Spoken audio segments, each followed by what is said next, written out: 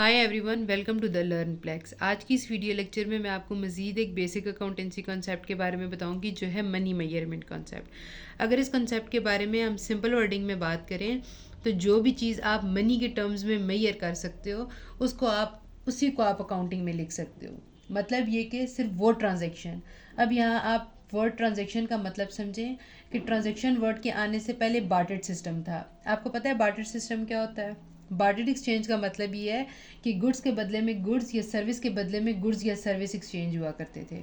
और जहाँ पे गुड्स के बदले में पैसा या सर्विस के बदले में पैसा या मनी आ गई है, मतलब एक तरफ से you are providing money and on the other side the person is providing you goods or service, this is called as transaction. अब इस कंसेप्ट के मुताबिक जिन ट्रांजेक्शन्स या इवेंट्स को आप मनी टर्म्स में एग्जैक्टली एक्सप्रेस कर सकते हैं तो सिर्फ उन्हीं को आप अकाउंटिंग टर्म्स में रिकॉर्ड कर सकते हैं। यहाँ पे अगर हम इंट्रोडक्शन में देखें तो in accounting everything is recorded in terms of money or only monetary transactions are recorded in books of accounts. वही बात जो भी मैंने ऊपर की है कि मनी मेजरमेंट कंसेप्ट में जो मनी है, पैसा या रुपीज़, उसको मेजर करना, रिकॉर्ड करना या वैल्यू करना। तो इस कंसेप्ट में मेनली जो चीज़ हम अपने बुक्स ऑफ अकाउंट्स में रिकॉर्ड करेंगे या जो भी चीज़ हम लिखेंगे उनको हम मॉनेटरी फॉर्म में लिखेंगे, हम मनी की टर्म्स में लिखेंगे। अब वो मनी वट एवर जो भी है, अगर आप पाकिस्तान से हैं तो आप रुपीज़ को यूज़ करेंगे, अगर आप यूएस में हैं तो आप डॉलर का यूज़ करेंगे। तो each and every transaction must be recorded in the form of money. इसके बारे में मैं आपको आगे एक एग्जांपल दूंगी जिससे आपको ये टॉपिक मज़ीद क्लियर हो जाएगा। तो यहाँ पे हम देखते हैं events or transactions which can not be express in terms of money are not recorded in the books of accounts. अब जो ट्रांजेक्शन्स या इवेंट्स जिनको आप मनी टर्म्स में एग्जैक्टली एक्सप्रेस नहीं कर सकते उनको आप अकाउंटिंग टर्म्स में रिकॉर्ड नहीं कर सकते। मतलब आप यूनिट्स की फॉर्म में नहीं लिखेंगे, आप उनको वैल्यू की फॉर्म में लिखेंगे। यहाँ पे हम एग्जांपल देखते हैं।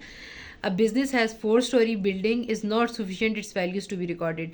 अब एक बिजनेस है, उसके पास एक एसिड है बिल्डिंग, तो वो अपनी जब बुक्स ऑफ अकाउंट्स में लिखेगा तो वो ये नहीं लिखेगा कि हमारे पास एक बिल्डिंग है 4 स्टोरी, हमारे पास 4 मंजिला एक बिल्डिंग है, बल्कि वो इस तरह लिखेगा कि उस बिल्डिंग की जो मार्केट में एक असाइन वैल्यू है, हम ये ज्यूम करते हैं कि उस बिल्डिंग की जो प्राइस है वो 20 लाख है, तो वो अपने बुक्स ऑफ अकाउंट्स में इस तरह लिखेगा कि अब building has a value of 20 lakh.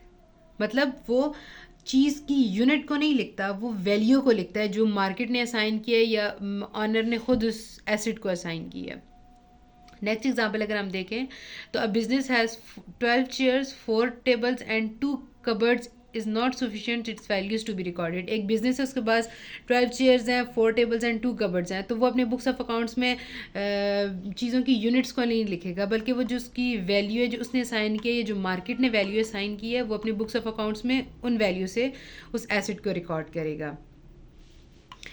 तो जो भी चीज़ हम लोग लेते हैं उसको हम यूनिट की फॉर्म में नहीं लिखते बल्कि वैल्यू की फॉर्म में लिखते हैं।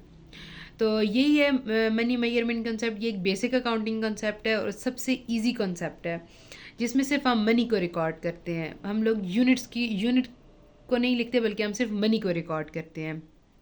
कोई भी चीज़ है उसकी एक वैल्यू होती है, बेशक हम लोग उसकी वैल्यू हम नहीं देते लेकिन मार्केट उसकी एक वैल्यू देती है। जो वैल्यू होती है हम लोग सिर्फ बुक्स अकाउंट में वो लिखते हैं। अब कुछ चीज़ें ऐसी भी होती हैं जिनकी मार्केट वैल्यू नहीं होती, जैसे गुडविल है, पेटेंट है, फी है, ये कुछ इनटेंजिबल एसेट्स है, इनकी वैल्यू नहीं है, लेकिन हम लोग लेकिन उन्हें भी रिकॉर्ड करते हैं, लेकिन उन्हें रिकॉर्ड करने का तरीका डिफरेंट है।